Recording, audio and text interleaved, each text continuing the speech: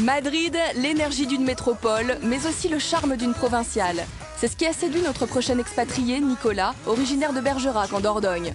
Venu il y a 10 ans pour travailler dans le secteur des médias, c'est ici qu'il a rencontré l'homme de sa vie. Madrid est l'une des références internationales de la communauté gay et lesbienne. C'est à Tribal, le Pigalle de la ville, que Nicolas vit avec Sergio. Salut Nicolas. Bienvenue à Madrid.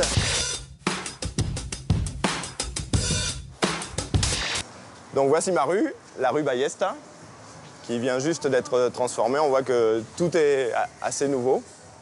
C'est une rue que j'adore parce qu'elle est vraiment au centre de Madrid, mais il y a encore une vie de quartier. Tout le monde se connaît, ça se parle par les fenêtres, ça se rend service. Ça, c'est quelque chose que j'apprécie beaucoup de Madrid. Il reste beaucoup de prostituées aujourd'hui? Très peu. Il reste les prostituées qui sont là depuis bon nombre d'années, ainsi qu'un pipe show que tu vois ici. C'est un des derniers vestiges du quartier. Depuis 2008, le quartier est en rénovation. Les 30 maisons de passe ont été fermées. À la place, boutiques de designers ou hôtels branchés. Est-ce l'influence du quartier? En tout cas, quand on rentre chez Nicolas, la première chose sur laquelle on tombe, c'est... Donc voilà, c'est un peu bizarre parce qu'on rentre directement sur le lit. Et les Espagnols montrent toujours les WC en premier, donc je vais faire pareil, voilà. Pourquoi on fait visiter les WC? Je ne sais pas, c'est quelque chose qui m'a toujours surpris en Espagne. Quand on réussit à aller chez les Espagnols, on a le droit à la visite complète de l'appartement. Et souvent, on commence par les WC, donc les voici. Ici, quelque chose de très important à Madrid, c'est qu'il faut pouvoir tendre son linge au milieu de la cour. Alors ça ajoute de la valeur à l'appartement. Comment ça va, ma belle? Tu as vu ce temps? Bah oui, il a plu toute la nuit. Donc il faut avoir confiance avec sa voisine parce que la voisine peut prendre ton linge aussi. Mais donc ça, les relations de voisinage sont très importantes. Vous savez, je lui fais des striptease tous les matins. Des striptease, pas sûr, car le cœur de Nicolas appartient à Sergio. Bonjour. Bonjour, ça va? Donc je vis en couple depuis 8 ans aussi. Clémence. Sergio est espagnol, une des raisons pour moi de rester ici. Alors nous avons 2 appartements, j'ai acheté le mien donc il y a 8 ans. Et nous avons un appart plutôt d'hiver que Sergio loue. Oui, parce que pour moi c'est impossible d'acheter un appartement. C'est très cher et très compliqué. C'est un peu moins cher qu'à Paris, mais à Madrid, les prêts immobiliers sont à taux variable. Un danger pour l'économie des foyers espagnols, car dès que le taux augmente, les ménages s'endettent. Heureusement, en tant que responsable Internet, Nicolas gagne 15 000 € par mois. De quoi vivre en Espagne comme un pacha. Un pacha à la main verte, en l'occurrence. Premièrement, une passion sur les terrasses et aussi sur les plantes. Donc en été, ça ressemble à ça. Il faut savoir que Sergio est ingénieur des eaux et forêts, donc c'est un peu ses plantes. Je te fais la visite de nos amis. Un figuier, un olivier, un amandier, un citronnier, un nispero, un pommier. Et aussi, autre raison pour faire des fêtes sur la terrasse, ici c'est un jacuzzi. Où ça? Dessous, c'est un jacuzzi qu'on ouvre l'été. La dernière fête cet été a d'ailleurs mal tourné parce que quelqu'un a mis 1 litre de shampoing.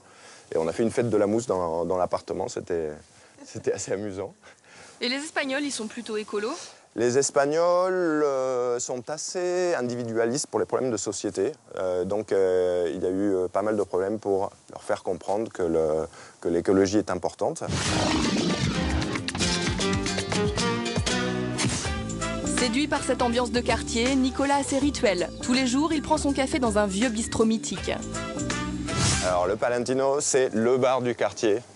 Il est d'ailleurs assez connu en France, je crois, parce qu'il sort dans un clip de Manu Chao qui s'appelle Me llamo Calle.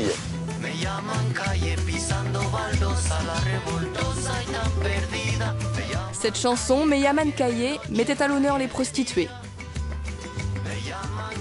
D'ailleurs, on parle très souvent de certaines d'entre elles dans ce café. Tiens, Clémence, tu vois, ces 2 filles travaillent dans la rue. Les filles qui sont avec Manu Chao, qui étaient dans le clip, donc il a pris des vraies filles de la rue. Non, la Pilar, moi je l'aime bien parce que par exemple, pendant la semaine sainte, elle te dit « je travaille pas ». Elle ne mange pas de viande, elle ne touche pas les corps. Nada. Il faut respecter les traditions. À tes souhaits. À tes souhaits, c'est quand t'éternues. Hein. Et boire.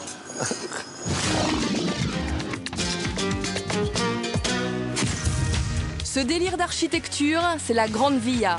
À l'heure du déjeuner, les Champs-Élysées madrilènes sont noirs de monde. Nicolas a rendez-vous dans un des meilleurs restaurants de la ville, à 2 pas de chez lui et de cette avenue mythique dont on vient de célébrer le centenaire. Il y a 100 ans, les Espagnols ont décidé qu'ils voulaient avoir leur Broadway. Donc ils ont détruit tout un bloc de maisons et ils ont essayé de créer une réplique de Broadway avec des immeubles assez typiques, un peu une esthétique de ce qu'il y avait aux États-Unis, à New York, avec les premiers gratte-ciel. Tiens, regarde, Clémence, comme toujours, il y a la queue chez Doña Manolita, qui est l'endroit où on vend la loterie en Espagne, supposé être l'endroit où on gagne à chaque fois. Donc toute l'année, il y a la queue. La queue peut atteindre 300 mètres, ça dépend de la date du tirage. Et les gens dépensent en moyenne près de 200 € par personne en Espagne pour la loterie de Noël. Et toi, tu joues, Sergio? Non, je ne joue pas. Il ne joue pas, mais tu avais combien de billets de loterie cette année? 3. Juste 3, c'est 20 €, ça fait déjà 60 €, donc il est un peu en dessous de la moyenne. En passant par là, j'ai envie de voir les bureaux de Nicolas, situés dans cette rue. Il est responsable Europe d'un groupe internet. C'est juste un bureau avec une caméra. Ici, tout se fait de manière virtuelle. Mes collaborateurs sont dans chaque pays. Le siège est à Seattle. Ce qui a des avantages d'ailleurs, parce que je peux venir travailler en tongs. Mais mon patron va travailler en tongs également sur la côte ouest des États-Unis. C'est le monde Internet. Allez, je vais t'emmener chez Perico, le resto le plus connu de ma rue et un des plus connus de Madrid. Comme tu vois, il a assez de succès. Je crois que c'est le fils de Julio Iglesias, ça a présenté. Perico, qu'est-ce que Allez, ça va toi? Salut, ça va? Comment andamos? On fait aller? T'es très chargé, dis donc. Oh oui, je suis très chargé. Je te présente le meilleur cuisinier de Madrid. Perico est né ici. Il y a ce restaurant. Il est né là-bas, exactement. Au début, c'était un bar à vin ici. Et comme on peut voir, il y a du vin partout et c'est du bon. Ouais, chico, ¿qué tal? Comment on a battu? Alors, là, tu as les 4 plats les plus typiques de Madrid. Je te présente. Hasta ahora, vamos bien. Vamos bien. Alors, un vrai jambon qui se mange toujours avec la main. La croquetas. Plus c'est dégoulinant à l'intérieur, meilleur c'est. Regardez ces croquetas là, comme ça dégouline. Après, ça c'est un plat qu'on mange souvent à la cantine en France et qu'on déteste pour toute la vie. C'est ce qu'on appelle la salade russe, mais faite à la main. Donc ce sont des pommes de terre, du thon, beaucoup de mayonnaise, quelque chose de très léger. Et bien entendu, l'omelette à l'espagnol. La très connue tortilla. Et Nicolas, tu trouves pas qu'il ressemble à Sarkozy celui-là? Sarkozy, bah ouais, il a dû se connaître ici avec Carla. Et justement, comment il est perçu ici? Oh, ici, on parle jamais de politique, parce que les gens sont toujours pour ou contre, c'est pas grave, hein, si c'est droite ou gauche, le but c'est de s'engueuler, donc on va laisser la politique de côté, je crois.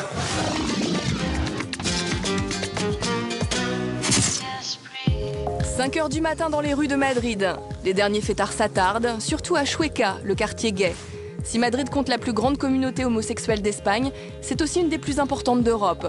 Je retrouve Nicolas, qui prend un dernier verre avec ses amis. Il faut savoir que Chueca, c'était un quartier très mal famé avant. Pendant la Movida, c'est là où on venait s'acheter de l'héroïne.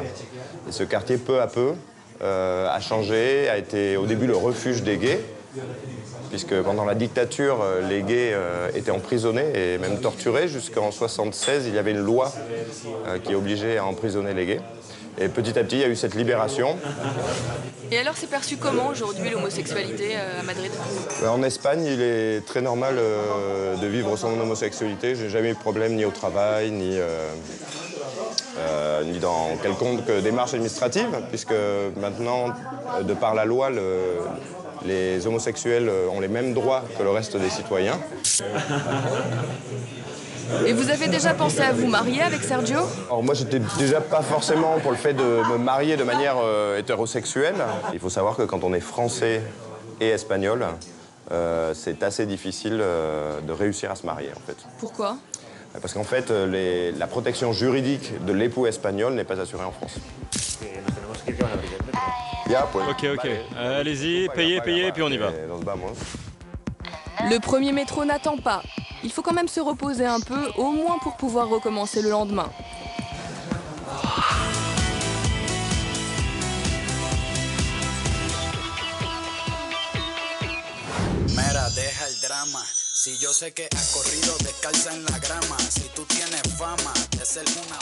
Elle est bien séduisante, cette capitale espagnole.